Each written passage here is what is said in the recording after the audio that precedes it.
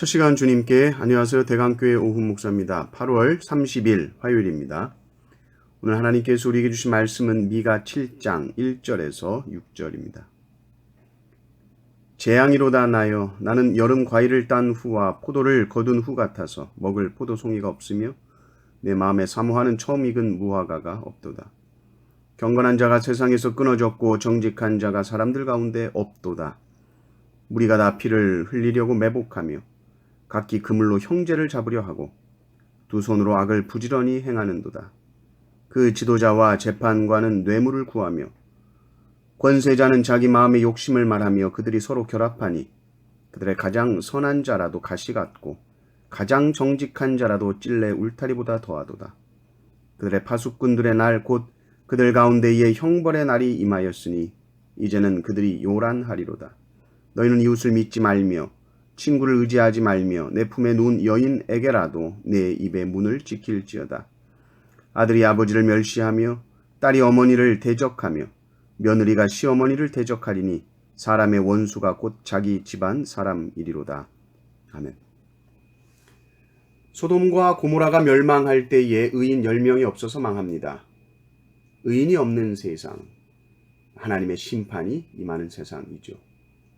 미가가 탄식합니다. 하나님의 마음을 아는 이 선지자는 큰일 났다라는 것을 깨닫게 되죠. 세상을 보니 재앙이다, 망조구나 깨닫습니다. 1절을 보면 포도송이, 무화과 나오는데 추수가 다 끝이 나서 먹을 수 있는 과일이 하나도 없는 상황을 보여주면서 이 상황처럼 지금 이 유다 사회 어느 곳에서도 정직한 자, 신실한 자가 다 뽑혀나가서 의의 열매를 도무지 찾을 수가 없다 이렇게 말하고 있습니다.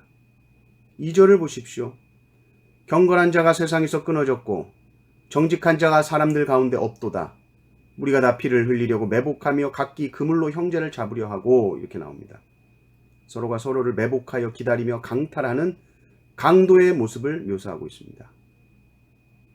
이런 모습을 보고 있는 선지자의 마음이 어떻겠습니까? 그런데 이것은 다 위에 지도자들부터 이미 잘못되어져 있어요. 3절을 보니까 지도자들이 하는 일이 무엇인가 봤더니 뇌물을 구합니다. 재판장이 돈을 받고 무죄한 자를 유죄 선고합니다.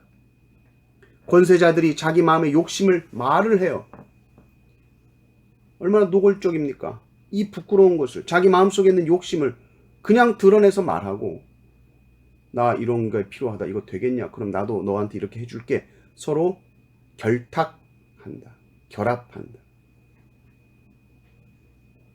그래도 그 중에 좀 괜찮다고 하는 사람을 찾아갑니다. 그런데 그 사람조차 문제가 많아요. 이건 심각한 겁니다.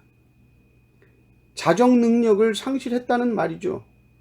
그 중에 의인이 있다면, 그래도 생명 걸고 사명으로 일하는 사람이 있다면 소망이 있지만 그렇지 않다는 거예요. 4절을 보십시오.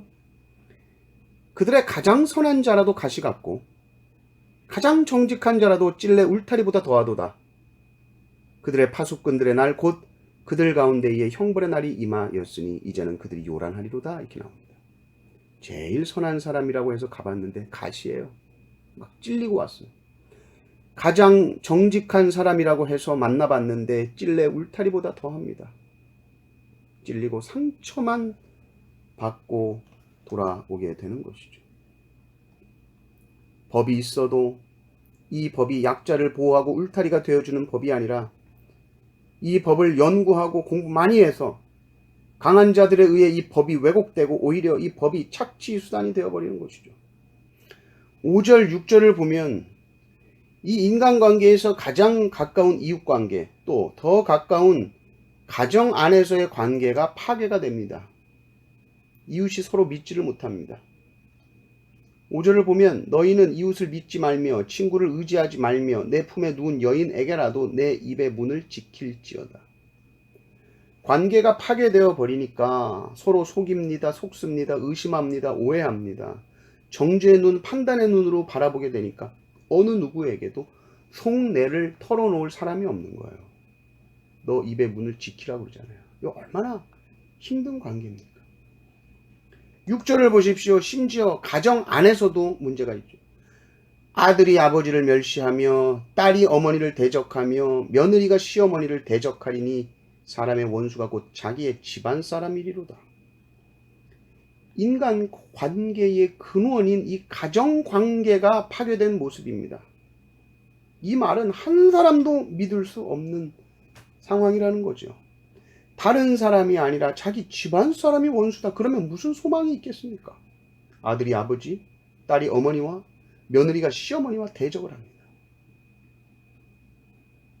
그런데 이 관계 파괴가 결국 어디로부터 시작됐는가 보니까 하나님과의 관계가 깨어진 것부터 시작이 되었던 것이죠.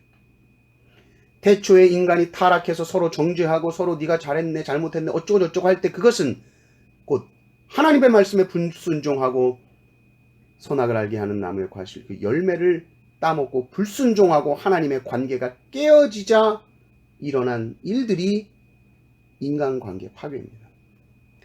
그러므로 인간관계 가운데 우리가 문제가 생겼다라고 했을 때는 반드시 하나님과의 관계가 먼저 문제가 되어 있는 거예요. 여러분 우리의 삶 속에 하나님이 어디 계신지를 한번 먼저 살펴보십시오. 내가 요즘 인간관계가 안 좋다. 그럴 때 내 모습을 돌아보시고 하나님의 말씀 앞에 내가 먼저 철저히 순종하고 내가 그렇게 살아갔는가.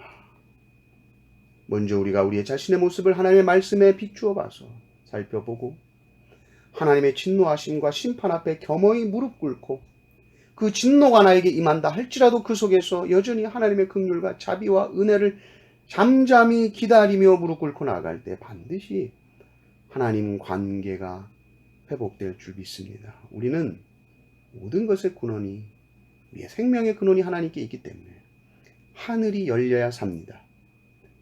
늘 그 하나님과 교통하시고 소통하심으로 우리의 삶의 모든 영역이 열리고 회복되는 역사가 넘치시기를 주님의 이름으로 축원합니다.